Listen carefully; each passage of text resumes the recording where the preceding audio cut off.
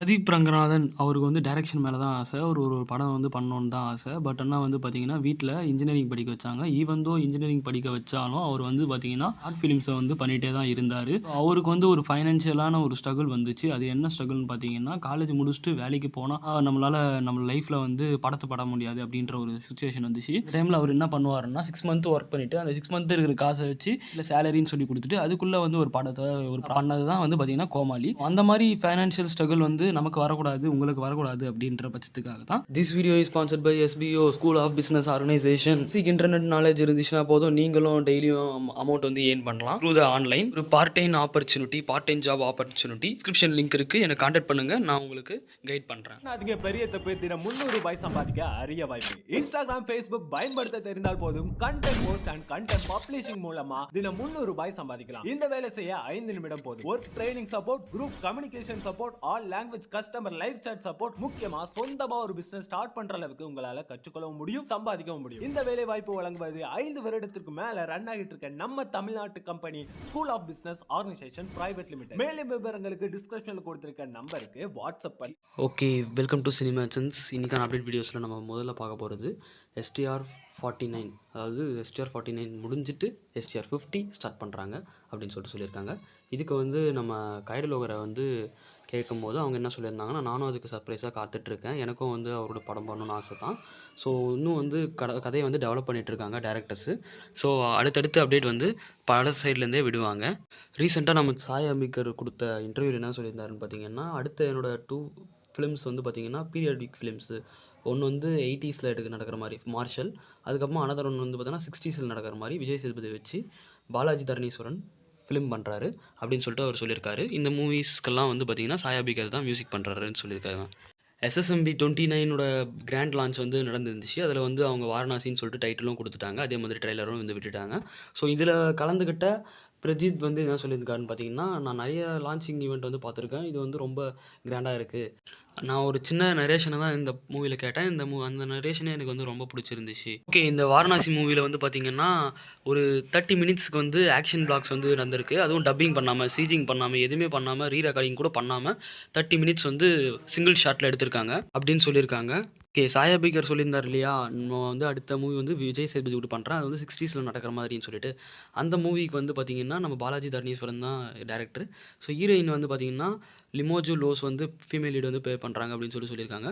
அதே மாதிரி வந்து பார்த்திங்கன்னா இது யார் ப்ரொடியூஸ் பண்ணுறாங்கன்னு பார்த்தீங்கன்னா அட்லி வந்து ப்ரொடியூஸ் பண்ணுறாரு, டேரக்டர் அட்லி. ஸோ இந்த மூவியோட அப்டேட் வந்து எப்படின்னு பார்த்தீங்கன்னா ஒரு 90s-60ஸில் இந்த ஸ்டோரி வந்து நடக்கிற மாதிரி சொல்கிறாங்க. ஸோ அதே மாதிரி வந்து பார்த்திங்கன்னா ஷூட்டிங் ஆல்ரெடி ஸ்டார்ட் பண்ணி போயிட்டுருக்க மாதிரி சொல்கிறாங்க. அடுத்தடுத்த அப்டேட்ஸை நம்ம பார்க்கலாம். ஓகே, வாரணாசி வந்து பார்த்திங்கன்னா ஸ்க்ரீனிங்ஸ் வந்து ஐமேக்ஸில் பண்ணுறாங்க. அதுவும் வந்து பெரிய ரேஷியோவில் பண்ணுற மாதிரி சொல்லியிருக்காங்க. வாரணாசி ட்ரெய்லர் நீங்கள் பார்த்துருந்தீங்கன்னா தெரிஞ்சிருக்கும். அங்கே வந்து நிறைய வந்து ஸ்பெசிமென்ஸை காமிச்சிருப்பாங்க, நிறையா வந்து பிளேசஸை காமிச்சிருப்பாங்க. அந்த பிளேசஸ் எல்லாம் வந்து பார்த்திங்கன்னா அதில் இருக்கிற மாதிரியே எக்ஸாக்டாக காட்டணுன்ற பட்சத்துக்கு ஒரு இதுக்கும் வந்து பார்த்திங்கன்னா 20 to 30 ஹவர்ஸ் வந்து சிங்கிள் ஃப்ரேமுக்கும் வந்து தேவைப்பட்டுச்சு அப்படின்னு சொல்லியிருக்காங்க. அதே மாதிரி வந்து பார்த்திங்கன்னா அந்த கிளிம்ஸை ஜஸ்ட்டு நம்ம அந்த கிளிம்ஸ் பார்த்தோம் இல்லையா, அதை ரெடி பண்ணுறதுக்காக மட்டும் ஒரு ஃபுல் இயர்ஸை வந்து ஸ்பெண்ட் பண்ணியிருக்கிறதா சொல்லியிருக்காங்க. ஸோ VFX வந்து பார்த்திங்கன்னா எந்த அளவுக்கு நல்லா இருக்குன்றது நீங்கள் பார்த்துருப்பீங்க. இன்னும் நல்லா மேம்படுத்துறதுக்கு பார்க்குறாங்க அப்படின்னு சொல்லியிருக்காங்க. ஓகே, இன்றைக்கி பார்த்திங்கன்னா நிர்வாகம் பொறுப்பல்ல அப்படின்னு சொல்லிட்டு ஒரு போஸ்டர் வந்து விட்டுருக்காங்க. இதில் வந்து யார் இருக்காங்க அப்படின்னு சொல்லிட்டு பார்த்தீங்கன்னா கீர்த்தீஸ்வரன் இருக்கார். அதே மாதிரி வந்து பார்த்திங்கன்னா ப்ரொடியூசர் வந்து பார்த்திங்கன்னா ராதாஸ்வரன், இவங்கெல்லாம் வந்து பண்ணியிருக்காங்க. ஸோ இன்னும் வந்து யார் ஹீரோ அப்படின்னு சொல்லிட்டு ஒன்றும் தெரியல. ராஜமௌலி என்ன சொல்லியிருக்காருன்னு பார்த்தீங்கன்னா, இந்த மூவி வந்து காந்தரா சாப்டர் 1 தாண்டி இந்த மூவி வந்து பார்த்திங்கன்னா நல்லா பேசும். அதுவும் இல்லாமல் நார்த் சைட்லலாம் வந்து நல்லா எஸ்பெஷலி நல்லா ஓடும்.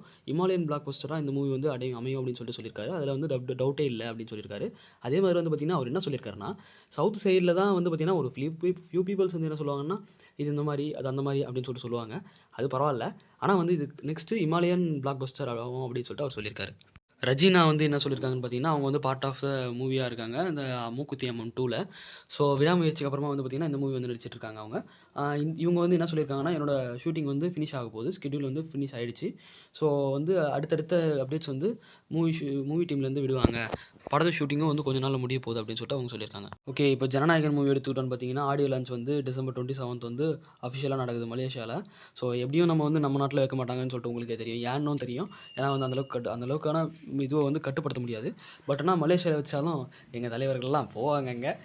ஏன்னு பார்த்தீங்கன்னா, தளபதி சொல்ல முடியாது. அதனால ஸோ பார்க்கலாம் வந்து பார்த்தீங்கன்னா, நம்ம ஜனவரி 9த் வந்து பொங்கலுக்கு வந்து ரிலீஸ் ஆகப்போகுது. ஸோ பார்க்கலாம் எப்படி இருக்கு அப்படின்னு சொல்லிட்டு. ஓகே, ஆக்டர் தனுஷ் வந்து நம்ம சூப்பர் ஸ்டாருக்கு வந்து ஒரு கதைய வந்து சொல்லியிருக்காரு. அதே மாரி வந்து பார்த்தீங்கன்னா, ஃபைனல் ஸ்டேஜ் டிசிஷனும் எடுத்துட்டு இருக்காங்க அப்படின்னு சொல்லிட்டு சொல்லப்படுது. ஆனா வந்து பாசிபிலிட்டிஸ் இருக்கு. ஏன்னா வந்து பார்த்தீங்கன்னா, RKFI தான் வந்து புரொடக்ஷன் பண்றாங்க. அது வந்து ரஜினிக்கு வந்து இந்த கதை பிடிச்சிருந்துச்சுன்னா, இவரே கூட பண்ணுவாரு. ஸோ நம்ம தனுஷ் சார் டைரக்ஷன்ல. ஸோ எப்படி இருக்கு அப்படின்னு சொல்லிட்டு நம்ம அடுத்தடுத்த வீடியோஸ்ல பார்க்கலாம். ஸோ இவ்வளோதான் கைஸ் இன்னைக்கான வீடியோ. ஸோ நெக்ஸ்ட் வீடியோல நான் உங்கள பார்க்குறேன். இந்த அடுத்து எந்த ஒரு அப்டேட்ட வந்து நீங்க எதிர்பார்த்துட்டு இருக்கீங்க அப்படின்னு சொல்லிட்டு கமெண்ட் செக்ஷன்ல கமெண்ட் பண்ணுங்க.